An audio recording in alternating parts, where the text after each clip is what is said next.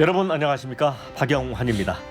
한 주간의 정치권 핫 이슈를 다뤄보는 국민마수 시작하겠습니다. 자, 이제 대선 본투표까지 사흘 남았습니다. 지금 여야 후보들은 막판 지지를 호소하며 표심 잡기에 주력하고 있는데요. 자, 내란 세력 심판이냐, 괴물 독재 세력 저지냐, 팽팽하게 이슈가 부딪히고 있습니다. 자, 막판 변수는 무엇인지 민주당 양부남 의원하고 국민의힘 홍석준 전 의원과의 맞수 토론 시작하도록 하겠습니다. 자, 서로 인사 나누시죠. 예, 안녕하십니까. 안녕하십니까. 네, 그러면 첫 번째 주제로 갑니다.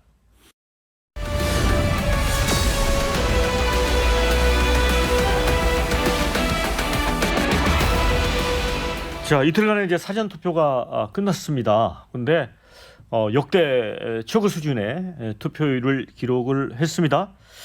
두 분은 사전 투표를 하셨는지 모르겠습니다. 저는 어제 사전투표 첫날이었는데 네. 제 선거구에서 아침 6시에 네. 제가 투표를 했습니다. 제가 광주 시당 위원장이다 보니까 우리 시당 선대 직원 60명과 함께 가서 일정의 세레모니도 하고 사전투표를 했는데 제가 깜짝 놀랐어요. 네. 제가 5시 58분에 도착해서 제 생각에 내가 1등이겠지 했더니 투표장에서 도로에까지 사람들이 줄로 쫙 서 있는 겁니다. 아, 이거 굉장히 뜨겁구나. 더 제가 감동을 받았던 것은 시각장애인 한 분이 안내개를 데리고 와서 줄에 서 있더라고요. 네. 그걸 보면서 우리 국민들이 전 정권에 대한 심판, 그걸 네. 내란 세력을 어떤 척결하겠다는 의지, 이게 굉장히 기다렸다는 뜻이 나오는 것 아니냐. 그래서 굉장히 제가 감동을 받았고 투표장이 뜨거웠다는 걸 느꼈습니다. 홍 의원님은 예, 저는 아직 안 네. 했는데 이제 네. 방송 마치고 이 방송 마치고 네. 할 계획입니다. 네, 그런데 지금 이제 묘하게 지역별로 좀 차이가 납니다. 이제 호남 지역은 좀 사전 투표율이 굉장히 높게 나왔고 대구 경북 TK 지역은 좀 낮게 나왔거든요. 이거 어떻게 해석을 하세요? 예, 사전 투표가 2014년도부터 시작이 됐거든요. 그런데 영원 호남으로 비교를 해보면 상대적으로 호남 지역이 사전 투표가 역대 높습니다. 특히 부정선거 이슈를 둘러싸고 그것이 좀 문제가 될 때마다 특히 그런데 본투표에 가서는 비슷해지는 그런 좀 경향이 있었습니다. 22대 총선을 기준으로 본다면 사전 투표가 차지하는 비중이 한 47.8%가 됐습니다. 시간이 가면 갈수록 사전 투표의 비중이 굉장히 좀 높아지고 있는데 그것은 아무래도 투표할 수 있는 여러 가지 환경, 즉 뭐 지역이라든지 관계없이 할 수 있기 때문에 그런 어떤 투표율이 제고되는 것이 높아지는 것이 앞으로도 계속해서 그런 영향은 계속 갈 것 같습니다. 이제 주요 대선 후보들도 이제 사전 투표를 다 했습니다. 이재명 후보는 대학가가 있는 신촌에서 젊은 이제 대학생들과 함께 투표를 했고요. 김문수 후보는 딸과 인천 계양구, 여기가 또 이재명 후보의 지역구 아닙니까? 이준석 후보는 자신의 지역구인 동탄에서 사전 투표를 했습니다. 자, 이거를 어떻게 해석을 해야 될까요? 그런데 이재명 후보 또 선거하러 이제 들어가는데 뭐 학생인지 누군지 모르겠는데 뭐 카리나 화이팅, 코끼리 화이팅, 그래갖고 이게 또 논란이 됐고 그랬더라고요. 혼방이 되긴 했다고 하는데 이게 선거법에 위배되는 모양이죠? 이제 선거법 위반 여부는 더 따져봐야 할 문제인데 뭐 그 정도로 가지고 과연 법이 처벌할 필요성이 있는가라는 저는 생각이 들고 세 후보 모두 다 상징적 의미를 담아서 사전투표 장소를 정한 것 같습니다. 사전투표는 꼭 본인의 주소지가 아닌 데서 할 수 있기 때문에 그런 의미를 담은 것 같고요. 이제 사전투표가 가진 의미가 물론 전국적으로 가면은 뭐 본투표가 합치면은 투표율이 거의 비슷하게 사전투표가 높게 나오면은 본투표가 좀 줄어들고 이런 현상도 있을 수가 있습니다.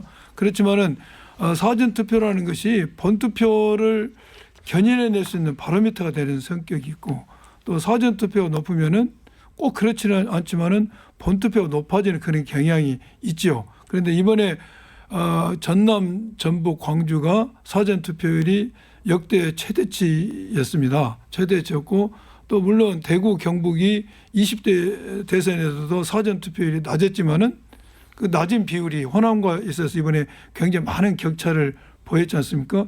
이것은 저는 시사하는 바가 크다. 어떻게 보면 대구 경북 보수층의 투표장에 나오려는 의지가 많이 약해진 거 아닌가. 저는 이제 그렇게 해석을 해보고 반대로 우리 광주, 전남, 전북뿐만 아니라 진보나 중도층의 이번에 투표의 의지가 강한 거 아닌가. 그걸 그렇게 해석을 해봅니다. 예, 후보자들이 투표한 것이 상징적인 의미가 있는데 특히 김문수 후보는 인천 계양구 이재명 후보의 그 지역구에 가서 투표를 했습니다. 그 이유는 사실 그 이재명 후보가 계양에 왔을 때, 즉 20대 대선이 끝나고 본인의 방탄을 위해서 송영길 전 대표를 쫓아내다시피 하면서 결국 이제 보궐선거로 들어갔죠. 그래서 그곳에서부터 이재명 후보가 방탄을 하고 그리고 민주당이 당대표가 되면서 방탄 입법이라든지 우리 대한민국을 갈등과 혼란으로 일으킨 어떻게 보면 좀 상징적인 어떤 지역이기 때문에 그곳에서 딸 김동주 씨와 이제 투표를 하고 이어서 이제 원희룡 전 장관 등과 더불어서 이제 인천 지역에서 유세를 했습니다. 어제 이재명 후보가 신촌에서 투표를 할 때 코끼리 또 칼이나 화이팅 이런 것들 때문에 뭐 경찰에 체포됐는데 과연 이런 어떤 이야기를 한 이유만으로 훈방은 됐다고는 하지만 경찰이 개입할 어떤 그런 이슈인가? 저는 국민들의 자연스러운 어떤 선거 운동, 정치 참여에 대한 찬물을 끼얹고 공권력이 과도하게 개입하는 것이 아닌가. 왜냐하면 그 후보자에 대해서 뭐 신체적 뭐 위해를 가하거나 그런 어떤 의사도 전혀 없음에도 불구하고 칼이나 화이팅, 코끼리 화이팅이라는 이유로 경찰에서 저는 개입을 한 것은 대단히 저는 부적절하다고 보고 좀 전에 우리 양원께서 말씀하신 것처럼 저희들도 좀 초반에는 좀 우려했던 부분이 이번 선거가 계엄으로 인해서 조기 대선으로 이루어진 만큼 샤이 보수층이 이제 여론에서 투표에서 지금 현재 발생할 가능성이 크다. 그런 것 때문에 좀 우려가 됐었는데 시간이 가면 갈수록 김문수 후보의 지지율이 좀 급격히 오르고 있고 그리고 이길 수 있다는 이런 어떤 문제 특히 이재명 후보가 정권을 잡게 되면 좌파 독재 포퓰리즘 정부의 어떤 탄생으로 인해서 우리 대한민국의 미래가 어떻게 될 것인가 이런 어떤 많은 국민들 특히 우파 보수 국민들의 좀 우려가 시간이 가면 갈수록 좀 큰 만큼 지금 사전 투표에는 좀 저조하지만 본 투표에서 보통 때처럼 굉장히 많은 분들이 참여하리라고 예상하고 있습니다. 근데 이제 막판에 이제 국민의힘과 개혁신당 후보 간의 단일화 이슈 하나 하고 또 한 가지는 이제 이재명 후보는 그동안 이제 보수 중도에 있던 특히 이제 개혁신당에 몸담았던 분들도 많이 이제 그 이동을 해 갔습니다. 그래서 오히려 그쪽에 좀 빅텐트식으로 이렇게 만들어졌는데 그 이낙연 새미래당 상임 고문이 아무도 지원하지 않겠다고 했는데 자신의 한 표를 김문수 후보에게 주겠다. 그리고 찬조 지지 연설까지 했습니다. 의원님은 어떻게 보셨어요? 지금 이번에 대선이 치러진 성격을 보면은 예.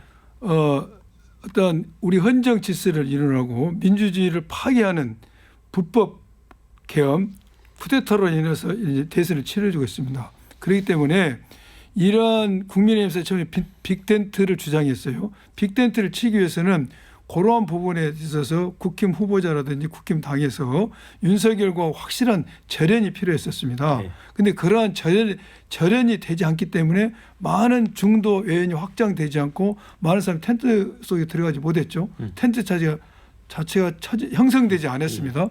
그런 상황에서 오히려 이제 우리 이재명 후보 민주당에서는 중도 여론을 확장하려는 정책을 발표하고 중도 여론을 확장하려는 생각을 가지고 있으니까 당연히 개혁신당에서도 사람이 오고 또 국힘에서도 많은 사람이 왔지 않습니까? 자연스러운 형성이 된 겁니다. 중도 여론 확장에. 그런데 민주당에서 잔뼈가 굵었고 민주당에서 모든 어떤 수혜를 받았던 이낙연 전 민주당 대표가 이제 돌연 국힘 김문수 후보를 지지하는 선언을 했습니다. 그 텐트 안에 혼자 들어갔죠. 이 부분에 대해서는 저도 이낙연 후보의 그러한 행태에 대해서 규탄하는 기자회견을 했고 많은 호남 사람들이 분노하고 있습니다. 이건 호남을 배신한 것이고 민주당의 가치와 이념을 존중하지 않는 것이다 라고 이야기하고 있는데 그러게 된 것은 이낙연 고문이 민주당에 뿌리를 둔 사람입니다. 그런데 어떤 민주적 가치를 훼손하는 국힘 그 보수의 김문수 후보의 지지 선언한다는 것은 자기의 존재를 부정한 것이고 민주당의 가치를 부정한 것입니다. 그래서 이것이 오히려 호남에 있어서는 굉장히 호남 사람들의 투표 참여를 자극하는 데 기여했다. 이런 생각이 들고 이낙연 후보의 이번에 어떤 그러한 처신은 매우 안타까운 생각이 듭니다. 자, 그런데 이제 그 단순하게 이 이낙연 총리가 뭐 찬조 지지연설만 한 게 아니고 새미래 민주당하고 국민의힘이 통합 공동 정부를 운영하기로 했잖아요. 그래서 이제 눈길을 끄는 게 만약에 대선에서 김문수 후보가 이기게 되면은 빠른 시일 내에 남북 정상회담을 추진하겠다. 그러니까 이거 자체는 그 좀 김대중 전 대통령의 어떤 생각과 많이 가 있는 부분이잖아요. 예, 남북 정상회담은 사실은 이제 여건이 되면 뭐 어느 정권이든 당연히 해야 될 일이죠. 물론 이제 김대중 대통령이 이 부분에 대해서 실제적인 어떤 정상회담을 했기 때문에 가장 상징적이지만 어쨌든 핵을 둘러싼 여러 가지 어떤 여건이 조성이 안 돼서 그동안 뭐 했는데 지금 이낙연 전 대표 전 총리 같은 경우는 뭐 자타가 공인하는 민주당의 어떻게 보면 가장 상징적인 존재이자 대들보 아니겠습니까? 국회의원의 전남지사의 총리에 그리고 당 대표를 하신 분인데 좀 전에 양 의원께서 말씀하신 것처럼 이낙연 전 대표 총리 같은 경우도 얼마나 김문수 후보를 지지선언하는데 많은 어떤 고민을 했겠습니까? 저도 어제 TV 그 찬조 연설 한 10분 좀 남짓한 시간이 있었는데 이낙연 전 총리의 말씀을 듣고 참으로 참 절제되면서도 논리적이다 이런 어떤 말씀을 이제 들었습니다. 어떤 핵심은 결국은 본인은 이제 많이 고민이 있었지만 김문수 후보를 지지선언할 수밖에 없었던 게 지금 민주당과 좌파 진영에서 내란 심판이라고 하지만 내란 심판보다는 독재 정부 출연을 막는 것이 더 지금 이제 역사적인 과제다. 내란은 이미 이제 재판으로 지금 이제 종결되고 있고 그것이 미치는 어떤 국민 영향 어떤 미미한 데 비해서 지금 만약 이재명 후보가 정권을 잡게 되면 이것은 미래의 일이고 또 괴물 독재 정부의 출현이 우리 대한민국의 법치주의 상권 분리 더 나아가서는 자유민주주의 체제에 아주 치명적인 영향을 줄 수밖에 없기 때문에 본인은 괴물 독재 정부를 막기 위해서 김문수 후보를 지지선언하고 또 김문수 후보가 되면 3년 임기 단축의 공동 정부로서 개헌을 한다 이런 어떤 찬조 연설을 하셨습니다. 그래서 저는 우여곡절은 있었지만 이제 이낙연 전 대표를 중심으로 해서 이미 김문수 후보 지지선을 하고 있는 이제 손학규 전 지사라든지 임창열 전 지사라든지 이런 분들이 참여를 하고 있기 때문에 이제부터 본격적으로 좌우 진영 대결의 시작이다. 즉 이미 그 이재명 후보를 지지선했던 뭐 근호월, 허나, 김영남 전 의원들과는 이제 비교할 수도 없을 만큼 이낙연 전 총리 대표였던 상징성이 큰 만큼 이제부터 본격적인 어떤 대결 양상이라고 생각합니다. 제가 한 말씀 드리겠습니다. 네.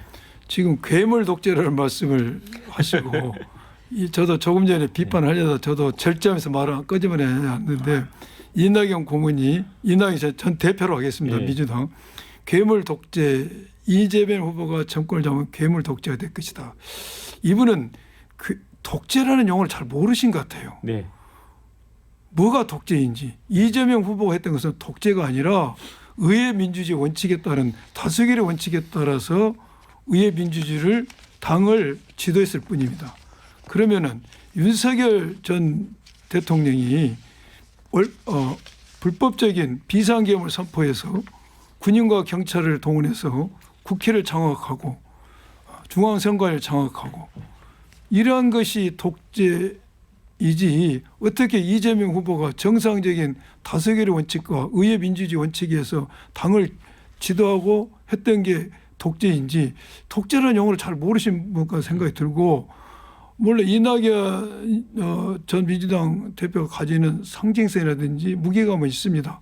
그리고 또한 그 외에 손학규 등 여러 사람이 있지만은 지금은 무게가 중요한 게 아니라 얼마만큼 국민적 명령, 국민이 바라는 내란 종식에 부합하는 생각을 가지고 있고 그런 가치를 추구하는 그러한 정치인이 필요한 것이지 과거 왕년의 관록이 때문에 국민들이 생각을 바꿔서 내란 종식이 아니고 이재명 후보가 했던 게 괴물 독재했다고 생각을 바꾼다. 국민의 의식 수준을 우습게 보는 겁니다. 그거 기만이고 오만이고 교만입니다. 그거 엘리트들의.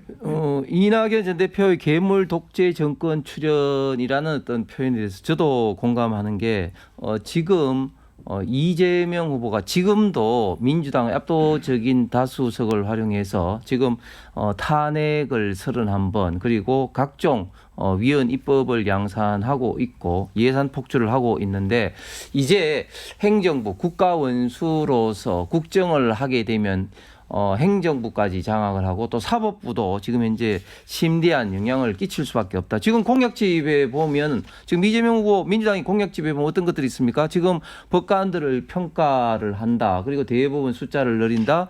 또 검찰을 이제 파면 제도를 도입한다. 이런 것들 있지 않습니까? 그런 거야말로 사실상 유신 독재 시대나 다를 바가 없다. 거기다가 더 나아가서 지금 돈을 마구마구 이제 쓰기 위해서 기재부의 예산 편성권을 대통령실 직속으로 혹은 국무총리실로 옮기겠다는 그런 어떤 이야기를 발표를 했는데 과연 이런 것이 독재가 아니면 뭐냐? 특히나 지금 다른 사람도 아니고 이재명 후보가 당선이 되면 당장 받고 있는 어떤 재판을 방탄하기 위해서 재판을 받지 않는다는 형사소송법을 비롯해서 법원조직법이라든지 또 헌법소원법이라든지 헌법소원을 인정하는 헌법재판소법이라든지 수많은 지금 유언 입법을 지금 이제 하려고 하고 있는데 이런 것들이야말로 우리 대한민국의 법치주의를 뿌리부터 훼손하고 상권 분립을 정면으로 위반되는 그런 어떤 가능성이 농후하기 때문에 이낙연 전 대표의 괴물 독재국가 출연 저는 이 말에 저는 많은 국민들이 공감하리라고 생각합니다. 반론 짧게 듣고 지금 넘어가겠습니다. 우리가 독재와 계획을 혼동하면 안 됩니다. 이재명 후보가 내세운 여러 가지 내용들을 제가 다 반박할 수 있어요. 이거는 시간에서 반박하지 않겠는데 이재명 후보와 우리 민주당이 내세운 어떤 사법제도 계획이라든지 기재부에 대한 계획이라든지 여러 모든 것은 나름대로 합리성과 합리성 이유가 있는 겁니다. 이것을 바꾸려고 하는 것을 계획을 독재로 호도한다는 것은 이거 정말로 눈 가리고 나온 것이고 국민의 생각을 호도시키는 겁니다. 이것은 독재가 아니라 괴물 독재 정권이 출현한 것이 아니라 진정한 개혁 정부가 출현하는 것을 괴물 독재로 지금 호도하고 있다는 생각이 듭니다. 네, 자 내란 심판에 표를 몰아줄지 독재 저지에 표를 몰아줄지 이거는 좀 결과를 지켜보면 될 것 같고요. 두 번째 주제로 넘어갑니다.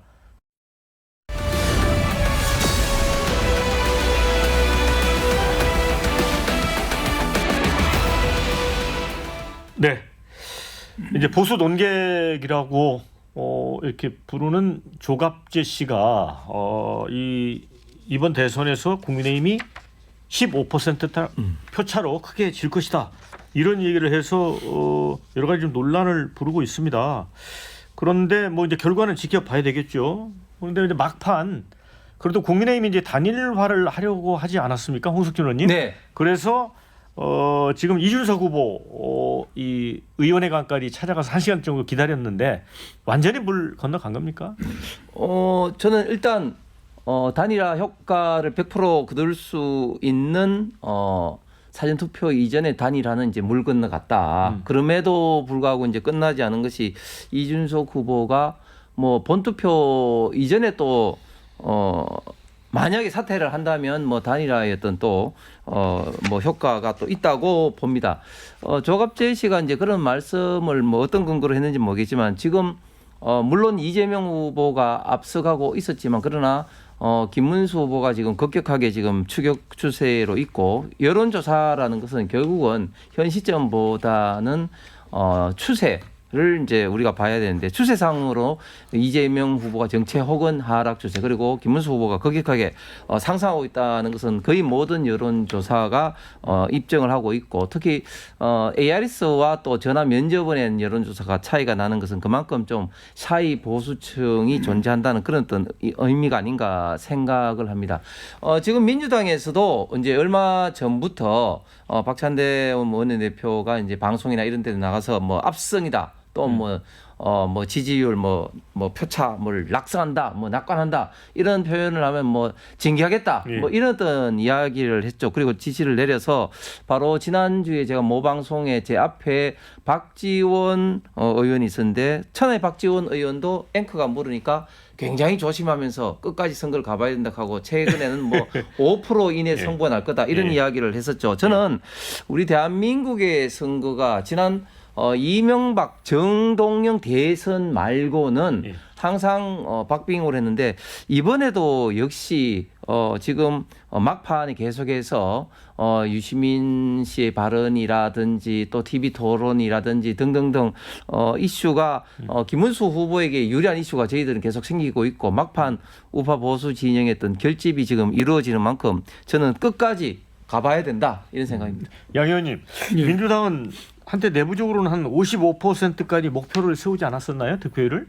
그랬죠. 예. 그랬고 방금 조갑재 농객의 이야기는 저는 너무 즐겁습니다. 그 이야기 들으니까 그렇게 되기를 바라고요.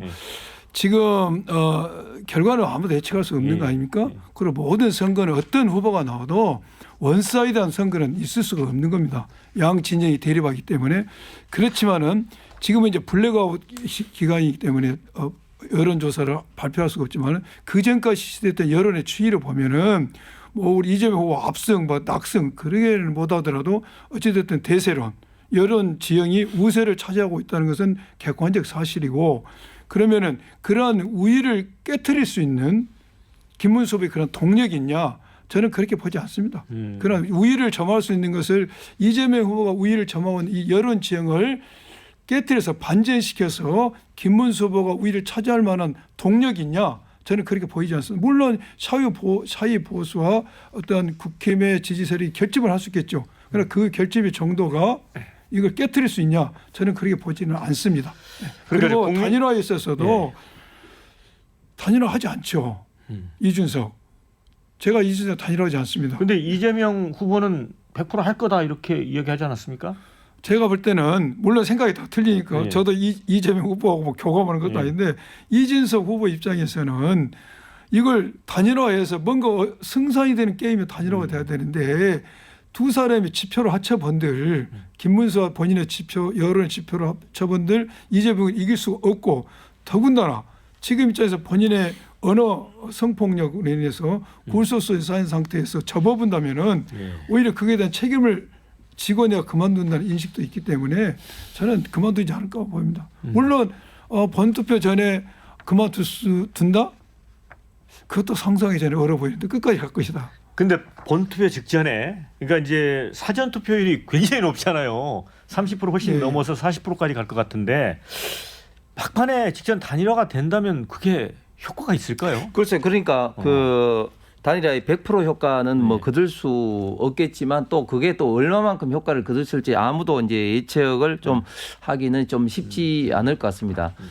지금 이준석 후보가 TV 토론에 했던 발언에 대해서 저희들은 그런 어떤 발언들이 설사 본투표까지 이제 단일화가 이루어지지 않는다 하더라도 절반의 단일화 효과는 있다고 생각합니다. 왜냐하면 이준석 후보가 과연 저런 말들을 해도 되나 하는 실망하는 어떤 국민들도 일부 있을 겁니다. 그럼에도 불구하고 그런 어떤 청들은 이재명 후보한테 가진 않죠. 그런 분들이 대부분은 저는 김문수 후보에게 갈 가능성이 많고 또 이준석 후보가 꺼낸 그 이슈로 인해서 이재명 후보의 어떤 아들의 어떤 논란들이 다시 한번 부각이 되고 더 나아가서는 또 이재명 후보의 과거 형소에게 했던 막말이라든지 그런 어떤 도덕적 이슈가 충분히 더 부각됨으로써 이재명 후보도 분명히 어떤 도덕적으로는 타격을 이제 충분히 지금 받고 있다. 그렇기 때문에 절반의 단일화 효과는 거두고 있다 생각합니다. 저는 그렇게 보지 않습니다. 이준석 후보의 발언에서 이준석을 떠나는 표가 저는 이재명 후보에게 많이 오르라고 생각이 듭니다. 그 이준석 후보를 지지하는 세력들이 결코 국힘의 그 정책이라든지 국힘의 김문수 후보의 과거 정치 이력에 대해서 극우 편향적인 것에 대해서 동조하는 사람들이 아닙니다. 네. 이제 올 것이고 또한 이재명 후보의 형수 욕설은 지난 대선 때 이미 다 클리어되고 사과된 부분이고 아들의 발언 문제에 있어서는 네. 그게 사실 여부가 확인이 안 돼요. 지금 민주당 지금 고발했지 않습니까? 의사실 네. 공표죄로. 예. 아니 자, 근데 그게 약식 명령으로 이미 그 500만 받은 거는 네. 확정됐지 아니 않습니까? 공소장에도 그러한 발언을 한 것은 나타나지 않은 것이죠. 네, 그 젓가락 발언은 나중에 3부에서 다루도록 하겠고요. 지금 이제 국민의힘 입장에서는 이제 단일화가 이제 결과적으로 무산이 된다면 아무래도 이제 보수 진영의 어떤 단합된 모습이 이게 중요한데 홍준표 경선 탈락자라고 표현을 해야 되겠네요. 선거 막판에 또 국민의힘을 저주하는 글을 또 올렸습니다. 이준석은 터무니없는 모략, 나 자신은 두 번의 사기 경선에 당했다. 그러니까 박근혜 탄핵 때는 국힘이 용케 살아남았지만 이번에는 어려울 거다. 그러면서 아이스에이지, 그러니까 빙하기를 준비하라 이런 얘기까지 했거든요. 이걸 두고서는 이제 당권에 대한 생각이 있는 거 아니냐. 제3지대에서 대선 패배 이후에 야권을 재편하려는 그런 속내를 드러난 게 아니냐 이런 얘기도 있는데 왜 이런 발언을 했다고 보세요? 왜냐하면 김문수 후보를 지지하겠다고 했었잖아요. 특사단에게. 예. 막판에 또 마음을 바꿨어요. 지금 홍준표 전 시장이죠. 대구시장. 예. 경선 탈락자에서는 너무 화가 나죠. 본인이 경선에 탈락했지만 국힘에서 이 경선 후보를 선출하는 과정에서 보여줬던 권성동이나 권영세 등 친윤 세력들의 어떤 그 형태라든지 또한 김문수 후보의 어떤 과거 정치 이력이라든지 이런 걸 봤을 때 본인이 절대 승복할 수 없는 구조인 겁니다. 승복할 수 구조이기 때문에 그래서 미국으로 가버린 거 아닙니까? 그렇기 때문에 그런데 이제 국힘에서 와서 자꾸 도와달라니까 마지막부터 말을 했지만은 결국 자기가 아무리 국힘에 몸을 담았지만은 국힘 지도부의 행태와 김문수 후보의 여러 가지 면을 봤을 때 내가 동의할 수 없다. 그래서 차라리 확대 재편성하는 것을 바라는 의미지 않냐 저는 생각도 듭니다. 이거 당에서는 어떻게 보고 있습니까? 당에서도 뭐 불불 끓죠. 그런데 홍준표 전 시장의 뭐 이런 유사한 발언들 이 뭐 워낙 많기 때문에 뭐 당연하겠거니 생각하시는 분들도 있지만 그럼에도 불구하고 보통 때와는 달리 지금은 거의 그 당으로 봐서는 절체절명의 정말 그 엄청나게 어떤 중요한 대선의 시기인데 이 대선의 시기에서도 이런 말씀을 하는 것이 당의 원로로서 정말 실망을 넘어서 이제 홍준표 라는 어떤 정치인에 대해서 많은 지지자들이 저는 철회를 하지 않을까, 지지를 철회하지 않을까 생각을 합니다. 당에서 국회의원 5선에 경남지사, 대구시장 그리고 당 대표 대선 후보를 하신 분이 아니 그 경선 사기로 주장하면서 지난번에는 윤석열 전 대통령한테 진 거, 이번에는 김문수 후보한테 진 걸 가지고 경선 사기라고 이야기하는데 아니 그 경선에서 지신 것을 어떤 의미로 사기라고 하는지 뭐 예를 들면 뭐 이번에 했던 사기라고 하는 것은 뭐 예를 들어서 김문수 후보가 한덕수 단일화를 이야기했는데 그것에 대해서 뭐 말이 달라지고 뭐 이런 것들을 뭐 사기라고 하는지는 모르겠지만 어쨌든 그런 어떤 사항을 다 인정한다 하더라도 경선 사기라고 이야기를 하면서 이제 본인이 억울한 것을 표명하고 특히 더 나아가서는 이재명 후보가 정권을 잡아오면은 엄청난 정치 보복을 당할 거기 때문에 뭐 빙하기가 도래할 거다 이렇게 이야기하는데 만약에 이재명 후보 공약집에도 있습니다. 내란 어떤 정식 분명시킨다. 이게 진짜 정치 보복을 이제 선전포고한 것이죠. 자, 정치 보복을 하게 된다면 그러면 지금 홍준표 시장은 무사하겠습니까? 명태균 사건이라든지 여러 가지 이슈가 있는데 그럼에도 불구하고 본인이 왜 이런 어떤 말씀을 통해서 이렇게 엄중한 대선 시기에 김문수 후보를 도와주지 못할 망정 힘을 빼게 하시는 건지 참으로 참 실망스럽습니다. 제가 한번 지금 내란 종식과 정치법을 혼동하면 안 됩니다. 내란 종식은 국민의 지상 명령이고 또한 내란에 직접 간접 관련자들을 엄중히 처벌을 하는 게 우리 민주주의를 유지하고 수호하고 헌정 질서를 지키는 기본입니다. 지금 내란에 관련자들이 11명 기소되고 끝났습니다. 그래서 당연히 내란에 관련자들을 시시비비를 가리는 것은 너무나 당연한 자명한 것이고 이걸 정치보복 프레임을 몰고 가는 것은 이건 잘못된 것이죠. 정치보복이라는 것은 수사할 가치가 없고 수사할 필요성이 없고 또한 실체가 없는 걸 가지고 어떤 정치적으로 어떤 특정인을 상해서 검찰권이나 수사권을 남용해서 그것을 제거하려는 게 정치보복인 것이지 잘못 있는 자에 대해서 잘못을 단죄하는 것은 정치보복이 아니고 홍준표 전 경서 탈락자 오죽했으면 이랬겠습니까? 국힘에서 반성해야 됩니다. 이런 태도를 보고. 민주당 문재인 정부 때 적폐청산이라는 프레임으로 1,000명 이상을 수사하고 200명 이상을 감옥 보내고 그 와중에 5분이 극단적인 선택을 하셨죠. 저는 내란 종식이라는 프레임으로 저는 그보다도 훨씬 더 심한 어떤 수사를 진행하고 그것이 저는 정치 보복으로 연결될 수밖에 없다. 물론 우리 양문남 의원님 같은 분들은 그렇게 생각 안 하겠지만 제 3자가 볼 때는 내란 종식이라는 프레임에 불과하다. 그렇게 생각합니다. 제가 한 번씩 더 할게요. 이게 그 보복을 한 사람은 예. 자기가 의뢰 입장에 처하거나 약자가 되면 상대편이 자기를 보복을 생각합니다. 그러나 무슨 눈에 무슨 눈만 보인다고 그죠? 도둑놈 재발 저린다고. 그렇지만은 보복을 하는 사람은 자기가 권한을 갖더라도 보복하지 않습니다. 제가 이재명 후보가 여러 번 대화를 나눠봤는데 이분은 정말로 검찰에서 수없이 수사를 받았지 않습니까? 예. 검찰에 대해서도 보복할 생각 일개도 없어요. 제가 여러 번 확인을 했어요. 그래서 우리가 내란 수사할 겁니다. 만약 정권이 교체된다면은 특검을 발효하든 어떤 형태로든 내란의 시비를 가리겠지만은 이것이 정치 보복으로 호도돼서는 안 된다는 것이죠. 내란은 척결해야 되는 문제고 정치 보복은 다른 문제입니다. 네. 그래서 이제 최근에 이제 최상목, 한덕수 두 사람에 대해서 이제 경찰이 출국 금지 조치를 내렸잖아요. 그 홍석준 의원님. 네. 그래서 이제 한덕수 총리가 원래 이 거친 표현을 안 쓰는 분인데 정치 보복 안 한다더니 이런 표현을 썼거든요. 근데 이게 이제 양구남 의원님은 내란하고 정치 보복은 별개 아니냐라고 얘기를 하잖아요.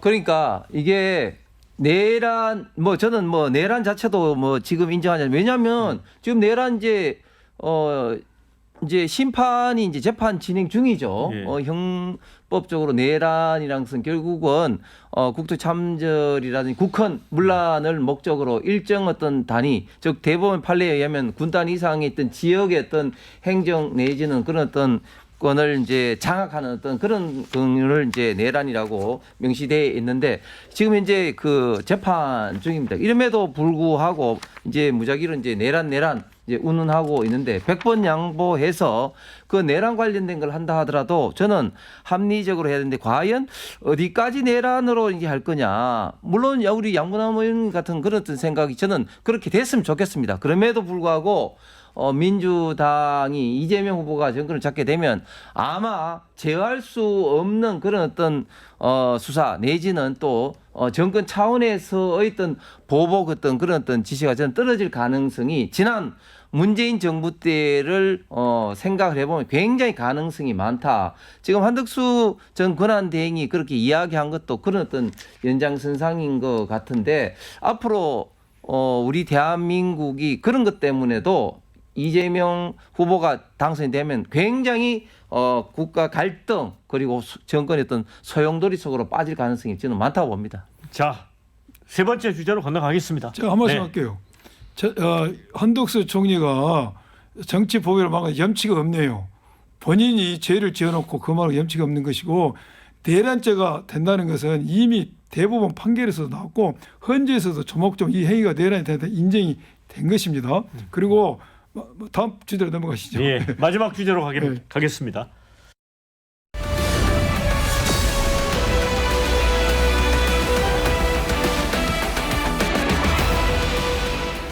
네, 이제 항상 선거 막판에는 이 말이 화근이 되는 경우가 많습니다. 그래서 이제 3차 TV 토론에서 이준석 후보의 일명 젓가락 발언, 뭐 구체적인 내용은 전달할 수가 없습니다. 자, 이제 동시에 진보 진영 스피커인 유시민 씨가 이 지금 국민의힘 후보 부인인 설란영 씨에 대해서 제정신이 아니다. 이런 발언을 해가지고 막판에 이게 또 표심에 어떤 영향을 줄지 논란이 되고 있습니다. 홍석준 의원님, 네. 어떻게 보세요? 예, 60이 넘으면 내가 썩는다고 스스로 자인했던 우리 내썩남 유시민 선생이 참 저는 여성 예. 그리고 학력 그리고 노동자에 대한 용서할 수 없는 비하 발언을 했다고 봅니다. 그러니까 그 발언의 핵심은 이거 아니겠습니까? 고졸 출신의 여공이 감히 어떻게 서울대 출신 김문수 후보와 결혼해가지고 국회의원 그리고 도지사 사모님이 되더니 지금 대통령 후보 부인이 돼가지고 김혜경 여사에 대한 어떤 버카 발언 이런 것을 말할 정도로 지금 현재 제정신이 아니다. 이런 어떤 게 핵심인데 아니 어떻게 그런 어떤 발언을 할 수 있는지 참으로 참 이해할 수가 없다. 저는 일단 기본적인 여성관이 참 의심스러운 게 아니 그 우리가 정치를 하면 참 느끼지만 본인 자체도 중요하지만 결국은 정치를 국회의원 선거든 대통령 선거든 뭐 지방자치단 선거든 선거라는 게 굉장히 어렵고 본인도 어렵지만 아내의 와이프의 역할이 굉장히 중요하다는 것은 모든 사람이 이제 인정할 겁니다. 그런 어떤 과정에 김문수 후보가 지금까지 정치적으로 성공했던 기본적인 배경에는 설랑영 여사의 헌신적인 내조가 당연히 뒷받침됐고 그것만 하더라도 설랑영 여사였던 역할을 인정해야 되는데 그런 역할은 전혀 인정하지 않고 유시민 씨의 어떤 논리 속으로 따지면은 아직까지도 고졸에 불과한 여공 출신이다 이런 식의 인식을 갖고 있는 거죠. 그리고 또 노동자 또 고졸 출신이라는 이런 어떤 폄훼는 과연 그럼 고졸 출신으로 지금 대통령이 된 분들도 있지 않습니까? 우리 김대중 대통령이라든지 또 이명박 대통령도 상고 출신으로 되고 우리 대한민국이 이렇게 자유민주주의 사회 속에 본인이 노력하면 그런 어떤 학력을 불구하고 얼마든지 성공을 할 수 있는 성공 사다리를 갖고 있다는 것이 지금까지 대한민국을 만든 가장 큰 장점인데 그런 것조차도 지금 이제 다 부정하는 이런 어떤 발언을 한 것은 저는 참으로 좀 절망스럽고 그런데 또 이게 좌파 민주당 진영의 또 DNA인 것 같아요. 그리고 무슨 말인가 하면은 여성을 하는데도 이런 어떤 여성 혐오 발언 내지는 또 성폭행 이런 것에 대해서 예를 들면 민당에서 일어나면은 그런 것을 또 옹호해요. 예를 들어서 고 박원순 시장이 이런 성폭행 그 사건에 대해서 민당 21대 의원들이 어떤 말을 했습니까? 그 피해자에 대해서 피해 호소인이다. 이런 어떤 2차 가해를 했단 말이죠. 그러니까 동일한 사안에 대해서도 결국은 어떤 진영의 논리로 우리 편은 철저하게 감싸고 상대편에 대해서는 정말 입에 담을 수 없는 이런 어떤 모욕적인 인격 살인을 하는 이런 어떤 발언에 대해서 저는 많은 국민들이 실망하고 분노할 것이라고 생각을 합니다. 양 의원님, 근데 유시민 씨는 민주당원은 아니죠? 제가 그렇죠 말씀을 예, 드리려고 했는데 황 의원이 아주 세게 비판을 하고 열띠게 비판하시는데 뭐 그럴 수 있습니다. 그리고 대통령 부인의 역할은 중요하죠. 윤석열 전 대통령이 저에게 파국에 이르게 된 경위도 어떻게 보면 그 부인의 김건희의 어떤 역할, 부정적 역할이 크게 요인을 작용했습니다. 그리고 유시민 작가가 이렇게 한 발언에 진위가 뭔지 저는 모르겠어요. 왜 이런 발언을 했는지 모르겠고 또한 조금 전에 말씀한 것처럼 그냥 싸잡아서 우리 황 의원님께서 민주당 뒤에 진번을 이렇다고 하는데 유시민 민주당 당원 민주당을 대표하는 사람도 아닙니다. 또한 박원순 시장이 죽었을 때 그 피해를 입은 여성에 대해서 피해자 뭐 고소인 이런 표현한 것도 당명을 한 것도 아니지 않습니까? 그래서 이것은 민주당 전체의 입장이라고 하는 것은 너무 좀 호도된다는 생각이 들고 민주당에 있는 사람들 중에서도 일부 사람들이 그렇게 이야기할 수 있어요. 그렇지만 이걸 가지고 진보 전체의 입장이다 민주당 전체 입장이라고 하는 것은 적절치 않다는 생각이 들고 유시민 작가의 발언 내용과 이준석의 발언 내용을 동일선상에서 평가할 수가 있다? 그건 적절치 않다고 봅니다. 제가 늘 쓰는 표현이지만은 개미도 동물이고 코끼리도 동물이고 둘이 똑같다? 예. 그거 아니죠. 이준석 후보가 전 국민이 보는 과정에서 여과 없이 공개되는 TV 토론에서 여성 성폭력, 언어 성폭력 정말 입으로 담기도 힘든 말을 여과 없이 해버린 그 내용과 유시민 작가의 내용을 동일선에서 볼 수는 없는 것입니다. 그러니까 이제 이준석 후보는 이른바 젓가락 발언에 대해서 검증이 필요한 사안이다. 이 검증 차원에서 이 얘기를 하는 것 같고, 민주당은 이재명 후보를 낙선시킬 목적으로 허위 사실을 악의적으로 공표했다. 이렇게 보는 것 같습니다. 그리고 고발까지 했어요. 아니 근데 예. 이미 이재명 후보의 아들에 대해서는 이런 어떤 정말 인격 살인에 가까운 이런 어떤 글들을 게재했다는 이유와 그리고 불법 도박을 했다는 이유로 이미 이제 법원에서 약식 명령으로 벌금 500만 원을 판결을 받아서 확정이 됐지 않습니까? 그리고 여기에는 또 이준석 후보가 한 그런 젓가락 발언도 공소장에 분명히 제기가 됐고 적시가 되는 이 부분이 단순한 공소장이 아니라 이제 확정이 됐단 말이죠. 그렇기 때문에 저는 그러면 무엇이 이준석 후보가 발언한 것이 허위인지 민주당이 허위라고 주장하는 부분을 도저히 이해할 수가 없고, 당연히 그런 어떤 발언을 한 사람을 비판을 해야 되는데 달을 가리키고 있는데 손가락을 지금 비판하는 그런 형국이다. 그렇게 하고 또 불법 도박 자금에 대해서 지난 2021년도 때 대선에서 당시에 이재명 후보가 어떤 이야기 했습니까? 한 1,000만 원 정도 뭐 손해를 본 것 같다. 이런 식으로 이야기를 했죠. 그런데 알고 보니까 입금 내용만 하더라도 2억 3천이라고 확정이 돼 있는 것이죠. 그리고 좀 전에 양 의원께서 일부 어떤 의원들 말씀하셨는데, 정치에서 정당의 예를 들면 의원들 중에서 일부가 예를 들어서 박원순 전 시장의 피해자에 대해서 피해 호소인이다 이런 식으로 이야기한 건 물론 나중에 뭐 사과를 하긴 했습니다. 일부가 이야기했다 할지라도 그것을 너무 뭐 전체 진영으로 비판해서 안 된다 이런 논리로 따지면 민주당에서도 예를 들어서 국민의힘 어떤 의원 내지는 아니면 어떤 진영에 가까운 사람 이야기한 것을 대해서 다 비판하지 않습니까? 그렇기 때문에 일부가 문제점이 있다는 이런 어떤 이유로서 당연히 민주당이 비판받는 것은 당연한 것이죠. 네, 허위 사실이 아니다고 주장을 하시는 거잖아요. 예. 지금 홍 의원님이 아들 이재명 후보 아들 공소장에 젓가락 발언이 기재됐다고 확정적으로 말씀을 하고 계시는데, 제가 아는 바로는 이재명 후보 아들이 500만 원 약식 명령을 받은 공소장에는 젓가락 발언이 기재되어 있지 않습니다. 그리고 그 발언이 누가 한지도 모릅니다. 그래서 허위사실 공표죄로 지금 고발을 한 내용입니다. 자, 그런데 또 하나 제가 말씀드리면 조금 전에도 홍 의원이 아니 그 검증 차원에서 말할 수 있냐 이런 취지로 말씀하신 것 같은데, 검증 차원에서 말할 것도 할 장소가 있고 안 할 장소가 있고 방식의 차이가 있는 것이죠. 그런 검증이 필요하다면은 또 다른 방식이 필요하고 그런 방식을 찾아봤어야지 전 국민이 보는 TV 토론장에서 한 것이 과연 아무리 검증이 목적이 있다 할지라도 그 목적이 정확한지도 잘 모르겠어요.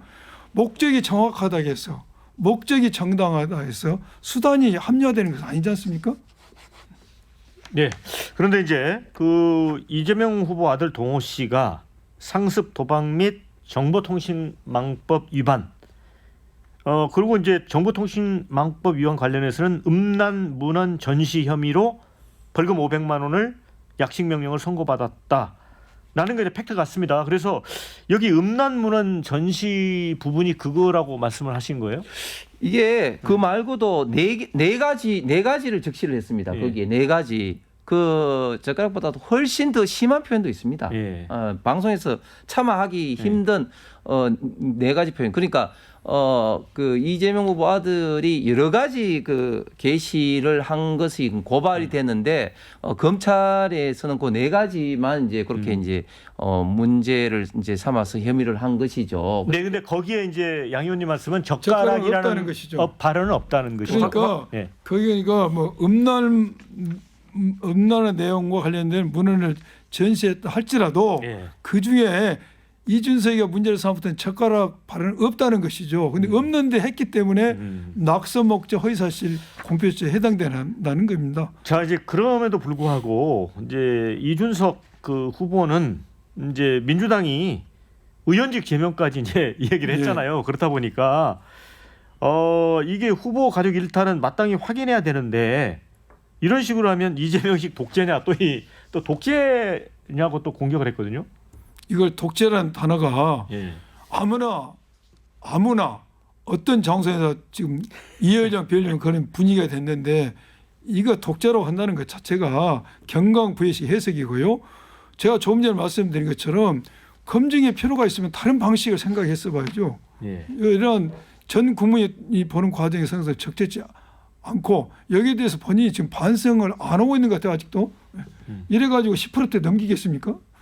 아니 근데 이제 이 정면이 이제 민주당의 내로남불인데 자 그러면은 그 이번 대선 말고 20대 대선에서 이재명 후보와 민주당은 얼마나 당시에 윤석열 후보에 대해서 김건희 여사이라든 줄리 의혹부터 시작해서 그 가족에 대한 여러 가지를 공격을 했고 심지어 또 마지막 대선 토론은 어떤 이야기를 했습니까? 또 조호영 커피는 왜 타줬어요? 완전히 허위사실 또 이야기를 통해서 공격을 하지 않았습니까? TV 토론이라는 게 그런 어떤 검증을 통해서 상대방을 공격할 수도 저는 있다고 봅니다. 그런데 저도 이준석 후보가 그렇게까지 하는 게 맞느냐 하는 문제는 변론을 하고 뭐 본인들이 이야기하는 것은 당연하고 상대방이 이야기하는 것은 그 부적절하다 이런 태도를 그게 갖고 아니죠. 있는 거죠. 말하는 정도와 내용을 봐야죠. 줄리 커피 문제하고 이준석의 어느 성폭력 문제를 동일선상에 둘 수는 없는 거 아닙니까? 정도의 문제라 이것이죠. 자, 이제 지금 이제 선거가 코앞인데 공약 중에 민주당이 이제 대법관 증언을 포함한 공약집 발표를 했습니다. 또 이거 관련해서 정청래 법사위원장이 각오하라. 우리는 반드시 대법관 증언한다. 그래서 이것도 이제 논란입니다. 근데 물론 이제 그동안에 이제 대법원에서 재판 지체 때문에 대법관 증언이 필요하다는 의견도 있었습니다. 이건 어떻게 보세요? 짧게. 예. 지금 민주당의 이제 공약집에 참으로 좀 우려스러운 사항이 많은데요. 법관을 평가한다. 그다음에 검찰에 대해서 파면을 한다와 더불어서 지금 이제 대법관을 이제 정원을 한다는 건데 대법관을 이제 정원을 하면서도 법원조직법 개정안으로 일단 처리했습니다만은 기존의 변호사 법관 자격이 없는 사람도 이제 할 수 있도록 해서 뭐 김어준 대법관, 뭐 유시민 대법관까지도 출연할 가능성이 있는데 그것은 뭐 처리를 했습니다. 저는 그런데 만약에 정권을 잡게 되면 이것도 다시 재추진할 그런 어떤 우려도 있다 생각하고 그다음에 지금 대법관 숫자를 이렇게 늘리는 이런 어떤 부분에 대해서 저는 이런 식으로 됐을 때 과연 그러면 기존의 대법원 체제 즉 전원 합의체가 완전히 사실상 이제 무력화되는 이런 어떤 문제와 더불어 사실상 이재명 후보가 대법관 숫자를 특히 더 이제 우리 법 연구의 중심으로 늘리기 위한 포석이 아닌가 그런 어떤 우려가 됩니다. 근데 민주당은 이걸 이제 사법 개혁으로 보는 거죠. 예, 이러한 대법관을 증언한다든지 재판에 대해서도 헌법소를 가능하도록 법을 만들어 본다든지 이게 한 배경을 따져봐야 됩니다. 예. 지금 달걀이 먼저냐 닭이 먼저냐 이런 논리가 돼버렸는데 이번에 이재명 후보에 대해서 대법원에서 매우 이례적으로 절차와 법을 위반해서 파기환송 판결을 했습니다. 왜 무엇 때문에 이런 이례적인 판결을 했는가? 절차와 법을 위반하면서 그것은 가장 대선에서 유력 후보자인 이재명 후보를 제거하고 국민의 후보로만 가지고 투표를 하겠다. 국민의 참정권을 제한시키겠다. 국민의 참정권 행사를 방해하겠다는 의도가 드러난 겁니다. 그것은 사법부가 정치에 개입했다는 것이죠. 이러한 경우에 그렇다면은 이재명 후보 개인의 문제가 아니라 이것은 중대한 국민의 기본권을 침해하고 사법의 정치 개입인데 선거 개입인데 이걸 뭔가 방어해야 되지 않습니까? 이러한 걸 하지 못하도록 제도적 보완이 필요하다는 것이죠. 그걸 누가 하겠습니까? 이 행정부에서 하겠습니까? 입법부 국회에서 해야 되죠. 이거 국민의힘에서 하겠습니까? 당연히 우리 민주당에서 할 수밖에 없는 상황이었다.